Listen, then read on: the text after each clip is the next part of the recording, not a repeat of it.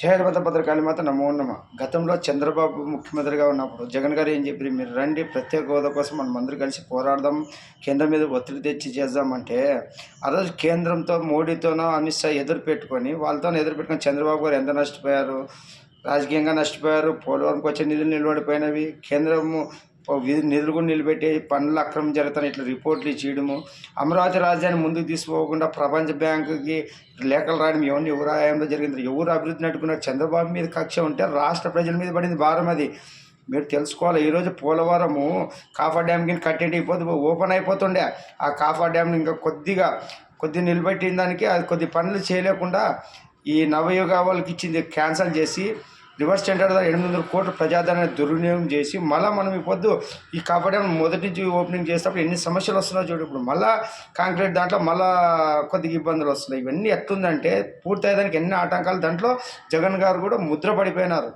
అది ఓపెన్ చేసింటే చంద్రబాబు రాజశేఖర రెడ్డి గారు ఎంత పేరు వస్తుండే, రాజశేఖర రెడ్డి గారు మళ్ళీ ఓపెన్ చేసినారు కదా, ఓపెన్ మళ్ళీ కొడుకుగా స్థిరస్థాయిలో నిలబడాల్సింది.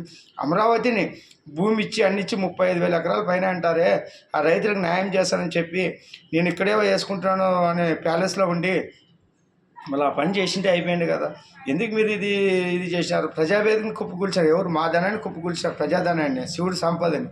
ఇవన్నీ మనం తెలుసుకోవాలన్నా. మనం అంతా రివర్స్ దారే పోయినాము. 25 ఏండ్లు మద్యాన్ని ఒత్తిపెట్టి మద్యం నడిపించినారు, క్యాన్సల్ చేస్తామని చెప్పి. ఇంకోటి పిఆర్సీ ఉద్యోగుల పట్ల చూసినారు. ఉద్యోగస్తులు కూడా కొద్దిగా మీరు తెలుసుకోండి అన్న. ఏ నాయకుడితో మాట్లాడేటప్పుడు మాట్లాడరు. ఆయన అంటాడు చూడు, జగన్ గారు సౌమ్యుడు మంచివాడు అన్నప్పుడు అట్లా వాళ్ళతోన మీరు మాట్లాడేది. ఇప్పుడు రాజ్యాంగాన్ని గౌరవించి చంద్రబాబుతో మాట్లాడతారు, జగన్ గారితో మాట్లాడేది కాదు మీకు. ఎందుకంటే ఆయన ముందు నిలబడరు మీరు. ఎందుకంటే ఆయన క్రూరత్వం అట్లుంటుంది, మీకు తెలుసుకోవాలా. పైన ఉండే ముసిముసిన వాళ్ళు లోపలంతా ఎట్లుంటుందో తెలిసిన వాళ్ళకి తెలుస్తుంది. మీరు ఏదో బాధపడే అవసరం లేదు. ప్రజల్లో కూడా కొంతమంది అభిమానులు ఉంటారు ఆయనకి. ఏనా నేను వాస్తవాలు బయట వేస్తున్నాడు స్వామి. ఒకప్పుడు వెన్నుపోటు అంటే ఇప్పుడు తండ్రి పేరుని ఎంత చెడిపినాడు. అదే చంద్రబాబు టీడీపీని తీసుకొని ఎంత అభివృద్ధి ఇబ్బంది వరకు నిలబడి పేరు తెచ్చుకుంటుందంటే ఎవరి వల్ల? చంద్రబాబు నుంచే కదా. భగవంతుడు అప్పుడే నిర్ణయం చేశాడు ఏ టైంలో ఎవరు నేడిపోయాలో. శివుడాజ్ఞ లేదు, ఏది జరగదన్నా. నువ్వెంత చెడు పేరు తెప్పిస్తున్నావు, రాజన రాజ్యం అంటవి.